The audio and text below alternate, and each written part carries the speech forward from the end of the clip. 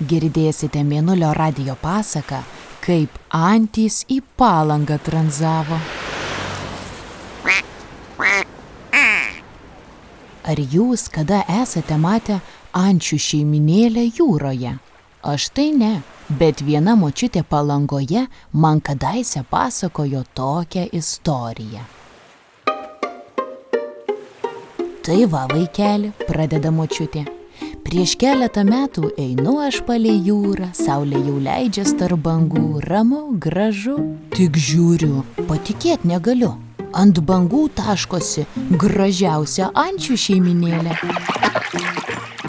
Mama antis guli ant smėlio, o ančiukai šokinėja ant purslų gaudo žuveles. Tai nustebau, pasakoja močiutė. O kaip tos antys ten atsirado, močiut, klausiu aš. Štaigi kur klausimas. Ir man smalsu buvo. Taigi aš priėjau prie mamos anties ir klausiu. Kaipgi jūs čia su visais savo vaikučiais atsiradot? Ir tada mama antis man ėmė pasakoti savo istoriją. Taigi, kre, atsikrenkštė antis. Žinai, močiut, pradėsiu aš tau nuo pat pradžių, nes mes antys kitaip nemokam. O buvo pavasaris Vilniuje. Prie Neries krantų, kre, susilaukiau aš 8 mažų ančiukų. Visi tokie pūkuoti buvo ir gražiai kvaksėjo. O kai išmoko jau labai garsiai kvaksėti ir gerai plaukti, tai ėmė prašytis važiuoti prie jūros. Kas čia per nesąmonė, sako močiutė. Iš kur vaikai tokių minčių prisigaudo, pritarė ir mama antis. O ančiukai man ir sako, kad vaikai, kurie juos šeria duonos trupiniais, pripasakojo istorijų, kaip vasarą smagu Palangoje, kad ten vafliai labai skanus, kad jūroje labai smagu maudytis ir kad bangos maloniai siūbuoja. Mama antis sekundėliai nutilo. Ei, ančiuk pabausiuk, lipk į krantą, tau jau snapas pamėlo. Močiutė sužiuro į ančiukus. Ir kaip, močiut, ar tikrai pabausiukui snapas pamėlo, klausiu aš. Kad nelabai, sako močiutė, bet žinai, vaikeli, kai mamai pasidaro šalta, tai ir vaikusgi reikia traukti iš vandens. Ančiukas pabausiukas sukreksėjo, išlipo į krantą, nusipurtė jūrų žoles ir tada mamos nepaklausęs vėl šoko į bangas pas sesės ir brolius. Na, šitas tai neklaužada, tęsė mama antis. Kre, va jis labiausiai ir norėjo prie jūros. Aš ančiukams ir sakau, jūs dar mažiukai, o jūra toli, nei nuskrisim, nei nukrypuosim, bet pabausiukas savo, kad prie jūros mašinos veža, dar autobusai, o kartais net traukiniai, tad visai nebūtina ten nei krypuoti, nei skristi. Bus gudrus tavo ančiukas, sako močiutė. Kur jau ne, kre, pasipurto plunksnas mama antis. Tai va, ir vaikai man tiek smegenis išzyzė, o žinote, pas mus antis tų smegenų netiek ir daug, kad įkalbėjo mane.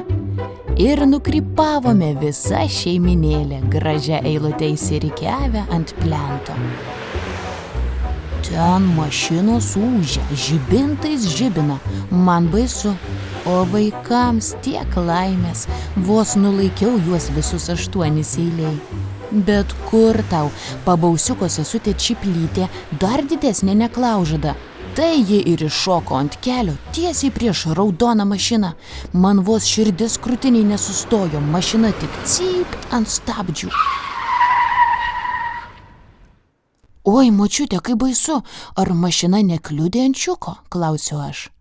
Na kur tau, sako močiutė, gi visus 8 jūroje mačiau, reiškės nekliudė.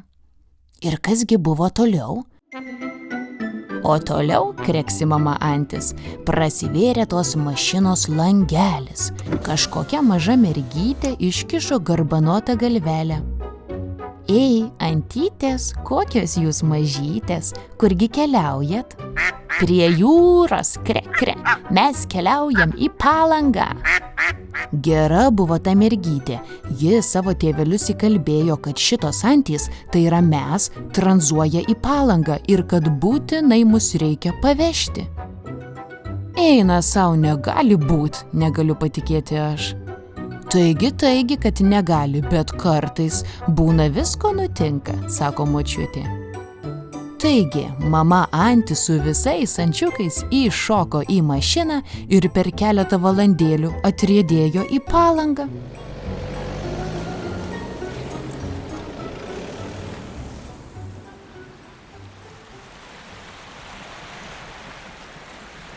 Ir kaip, ar patinka jums atostogauti Palangoje? Klausė močiutė mamos anties. Oi, gyvenimas ne tas žodis, kre. Ančiukai buvo teisūs, vafliai čia tikrai patys skaniausi.